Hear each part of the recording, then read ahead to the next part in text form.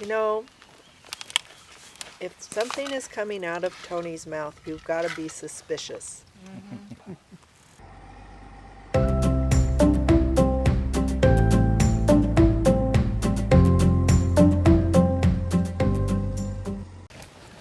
So if you've been following the video, you may know or you may not know that Rue and I started our trek on Thursday. He left out of Atlanta and I left out of Alabama. And we met up with Jerry in Kansas City on Friday. And so we stayed the night in Kansas City. And then we trekked across Nebraska into Wyoming the following day. And was another 2 days before we actually made it up here to Montana, wasn't it? Yep. And so, 4 days trek total? All the way 4 or 5 days trek? 4 for you and 5 for us. For you guys, 5 days. And you guys been planning this adventure for 2 years. Yeah, Yeah. right, 18 months or so, yeah, 2 years. Yeah. And so we met up with Tony at Bannock State Park. And I had no idea that Bannock State Park was an old ghost town, a mining ghost town. And so With lots of history of murders and robberies and hangings. Yeah. I guess that's typical West Yeah. back then. Just another day. Yeah.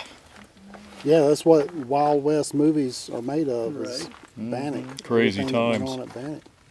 The vigilantes were famous in Bannock. They finally just got fed up with the lawlessness, and they ended up hanging 55 people. They hung one guy because he'd shot somebody, and the doctor said he's going to die, so they hung him. And then the guy didn't die.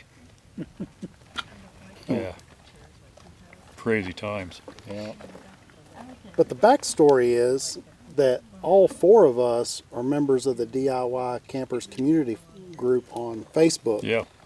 And some of us have been camping together for quite a many times.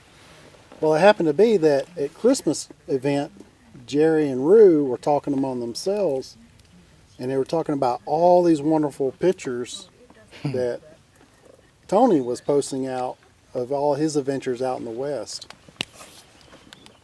And who was it? Tony, Rue, or Jerry? Well, you sent Tony a message. Yeah, I think we Yeah, it all was three Jerry. got Yeah, together yeah. and talked about it and said, Yeah. why don't we just shoot Tony a message, ask him if he'll take us. He Yeah. either says yes or no. So we sent that Facebook message, and I think it was about an hour later we got the answer back and said, how could I pass that up? Yeah. Yep. Yeah. Yeah, And well, here we are. yeah, the thing is, see a lot of the gorgeous places Tony goes to and camps, and I wanted to do that or wanted to do something similar, but the guy in the East US going in the Right. Wild West and bear country is like, I think I'm going to get killed if I try to do that on my own. And so I think I need help. And we haven't got attacked by a bear yet. Yeah. So coming out here, essentially, Tony is a retired game warden. He knows this area like the back of his hand. Born and raised here, right? Yeah. And yeah. so he knew the primo places to take us on this trip. And last night we went out and looked at some elk out in the wild. Elk calving ground. Yep. Yeah. Pretty cool place. He knew they were there because he's seen them before. And there was a ton. We were hoping to of see a elk. bear or some wolves out there. They were hiding in the timber, but maybe they're over there right now. We saw some cows kind of moving pretty fast. Yep. They may have been pushed out by some Something with fangs. yeah.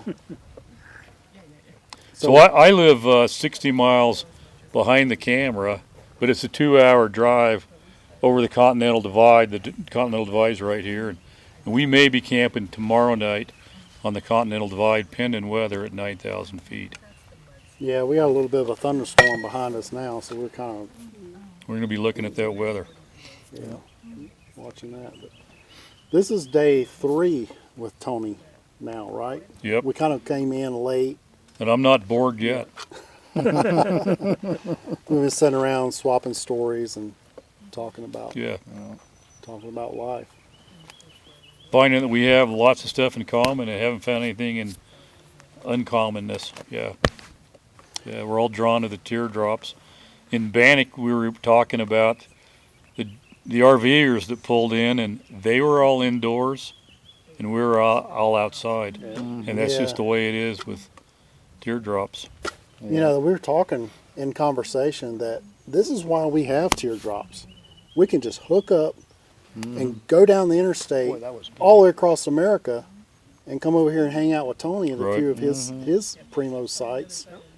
And we're not all involved in dragging a land yacht, eating up gas, or booking Airbnbs. You know, teardrops are just the We'll way be able to go. camp tomorrow night in a place a regular RV couldn't get into. Yeah, and Yeah. even in this little Yeah, camp even this spot one. that we're in now, there's a Pretty tight. restriction. Yeah. Yeah, Yeah, I think there was a sign out front said anything over 25 feet, pretty much don't even Yeah, yeah, try. it wouldn't I work, think is yeah. what it said. Yeah. yeah. We drove in 20 miles down this dirt road to come to this site, and there's several places to camp up and down through here. I, But I think I told Jerry it'd be 45 minutes or an hour. It's 2 hours, wasn't it? Yeah, Yeah. Yeah. For I don't know if it was 40 miles or whatever. But yeah, I it think it was about 40 miles. Yeah, but it took 2 us a good hours, hour and a yeah, half yeah. Just on that road. Yeah. Yeah. Definitely the back roads. so for the people who don't know, Tony, what got you started into teardrops? Well, that's a really good question. I think everybody's got a different story, but in 2004, I was in the little town of Chalice buying a sandwich in my state rig on patrol. I look across the highway. There's a little tiny teardrop-shaped camper over there, and I'd never seen one. This is 20 years ago, and I drove over there. The people who owned it were there, and they showed it to me, and I was blown away. That was made by Hunter in North Idaho, and they had the brand name Silver Shadow. Oh, okay. Yeah. And they handed me a brochure, and my wife at the time, now late wife at the time, and I drove up there, looked them over. We both fell in love with them. We ordered one, went back that fall, picked it up, and that was, like I say, 20 years ago. And that was also 3 teardrops ago. That was a little 4x10. And then in 2009, I think it was, yeah, I got the tour of a 5-wide with a ceiling fan. I was going, holy cow, what do we got here? And within about 3 weeks, I was cutting sawdust on my first build. And then I built one for my sister. And then my wife and I built one for her son's wedding gift, which is a huge hit. And then I built the one we're in now 5 years ago. That's Yeah. the red one, the Yep. orange one. Now, Yep, for the flame people who orange. also don't know, you wrote a book while you were building that camper. Yeah, which was a challenge because, I've written a few other books, but I've never had a task where I've got to do a task on a camper and then turn around and go write and explain how I did it in a method that I think somebody could understand. So it was kind of a pain in the butt to write, but I'm glad I did it. There's been a lot of people build teardrops using that book, and See, Randall and I are both thankful you wrote the book. That's Yeah, what yeah, got yeah, us yeah, through yeah. our builds. it's pretty cool. Yeah. Yeah. My I one of my goals was when I was writing that was I hoped that I was driving down the highway sometime and here comes one of my teardrops out of my book going the other way. And I haven't quite seen that yet, but I've certainly seen it on this trip and camped a year or so ago with another teardrop that had been built for the book. So that goal's kind of coming to fruition here. It's pretty cool. Yeah. Yeah, for you, my teardrop is Tony's profile. So I used his book, and I read that book 10 times over during my build, and I am extremely thankful that Yeah, you wrote well, that book. Appreciate that. Yeah. I'm happy with the shape. I'm happy with everything. The book, I don't know how I would have done it without the book. So Oh. thank you for Knowing putting that you, book Randall, out you there. would have done just fine, just like Rue did with his teardrop. Yeah, I wish I had the book or some guide to go. There's so much stuff that I did wrong or I should have done different. Everybody learns as they're Yeah, building. but If you keep those secrets to yourself, no one will know but yourself. Yeah. well, the thing is, I mean, it's part of the, you know, that's why we're in the group, you know. We're trying to help Yeah, each share other. stuff. Yep, And then, yep. you know, if I see somebody trying to, you know, kind of head at that path, I say, hey, you know, Yep. I don't typically tell them not to do it. You know, I just tell them, hey, Sure. I try to do something similar, and this is what happened, and you might want to reconsider. Put your door halfway into the mattress. Mm-hmm. You don't want to be Yeah. sitting Like, on your you door know, still. or Yeah. like make sure, you know, if you're gonna build it 4 feet wide, you know, you know, Make Make sure sure you're you're skinny. skinny. yeah, or just you, Yeah, and then you yeah, know, yeah. or two Yep, doors and ceiling vent, you know, that Yeah. kind of thing. That's pretty typical, you know, question that we get, Absolutely. but yeah, One of the things I was thankful for is Tony's book and the DIY group came together. Yeah. Because I had found his book on Amazon, didn't know anything about him, didn't know anything Yeah. about the DIY group. I'd bought his book, and I think I'd watched Camp and Cameron, some Morgan Batman, and some Yeah, of yeah, that yeah. Yeah. stuff. Yeah. Me too. Well, then I found the DIY camper group, and lo and behold, I discovered that the author of the book is an active member Yeah, on yeah, the yeah, site. yeah. So as I'm building mine, I got to a couple of steps, and I was like, I don't quite understand. There was a measurement. I was an eighth of an inch off, and I could not figure out this eighth It of was an that inch. 2 1/4 So to I 2 s- 1/8. Yeah, so I Yep. sent him a message. I was like, Tony, Yeah. I'm doing this step. Where's this extra eighth inch? And literally 30 Yeah, minutes yeah, later, yeah. he comes back. Okay. He's like, the thickness of the glue. I Yeah. was like, Yeah, 'cause yeah. I was using PL Premium, Yeah, yeah, yeah, and it yeah. added an eighth of an inch. So I, right I, there, rem- I, had I the remember answer. that. Yeah, yeah. Also, during my build, I'm not the kind of person to reach out to someone, but I did reach out to Tony and I was like, I got a couple of questions. And it wasn't long. Tony came right back and he answered my questions.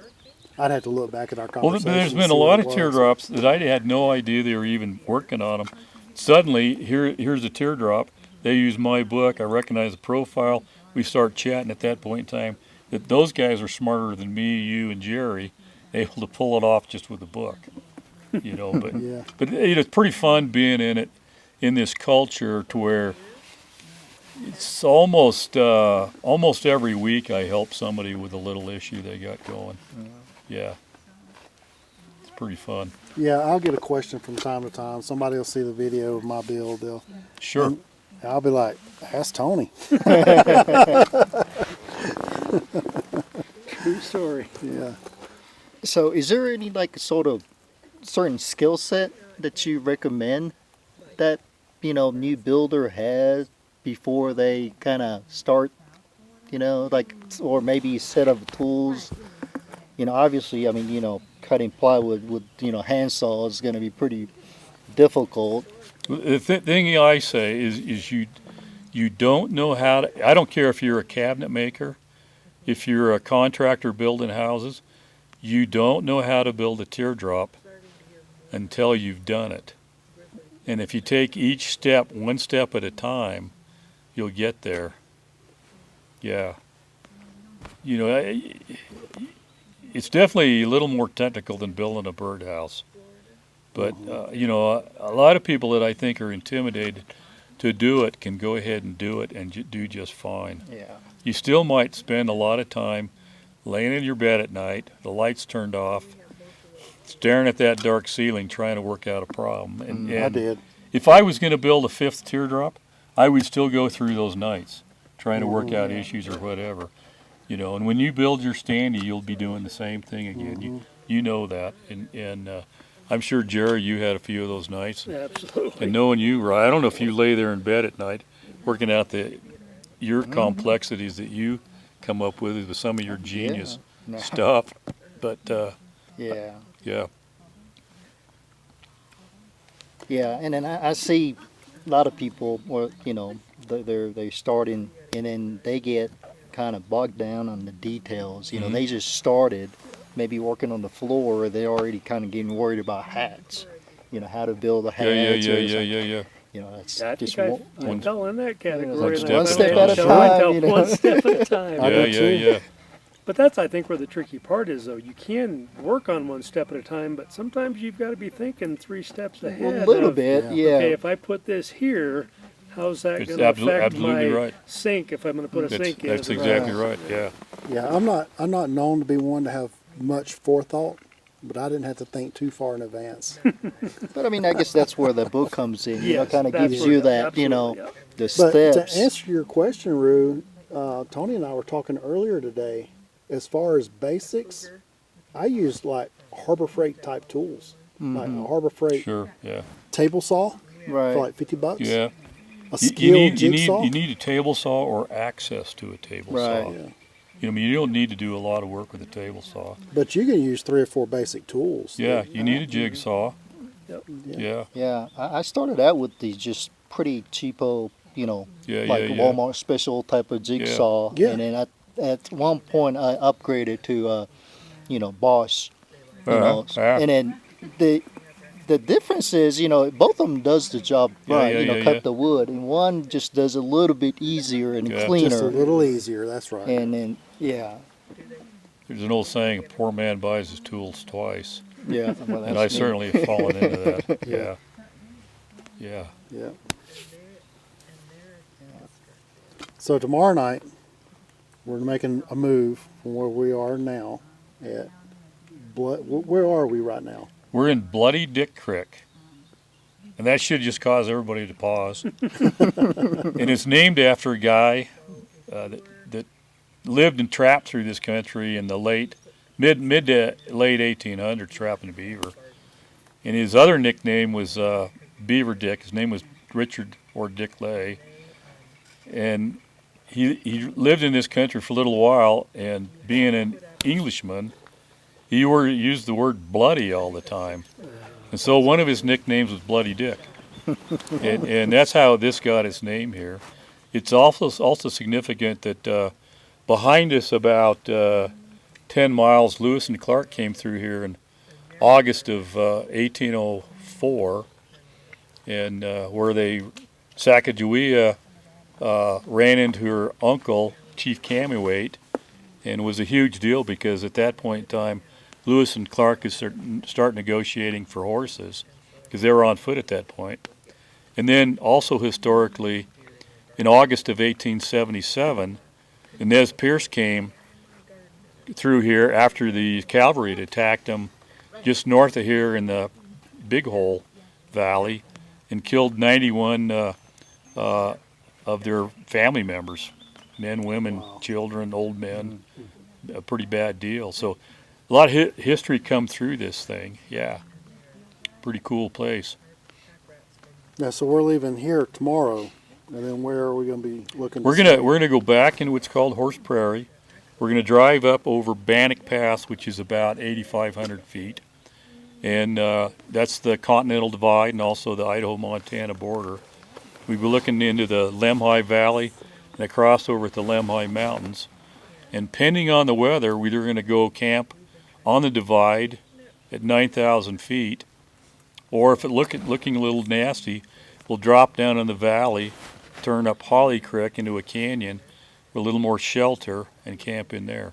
So we'll be in Idaho, But not far down the road. not far down the road, not too far from here. Yeah. I told Jerry, it's 1 hour drive, and we ended up 2 hours yesterday. So who knows how long it'll take, but it'll be a big adventure.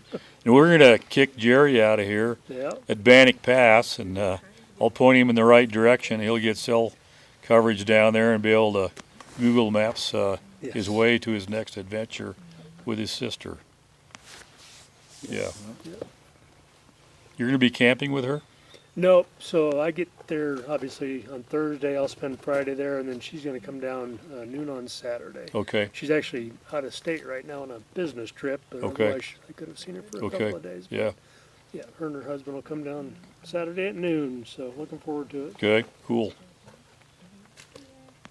All right, guys. Well, I think the elk are going to be moving. Yeah, we better go over there and look at those elk again. Yeah. See if that bear's over there chasing a calf around. All right, guys. Hope you enjoyed the video, getting to meet a little bit of Tony and hearing a little bit of his story. Like, share, and subscribe if this is your first time watching, and follow us along on this adventure. Remember, keep growing, keep building, and always keep adventuring. And together, we are Flomaton Flomaton Famous. Famous.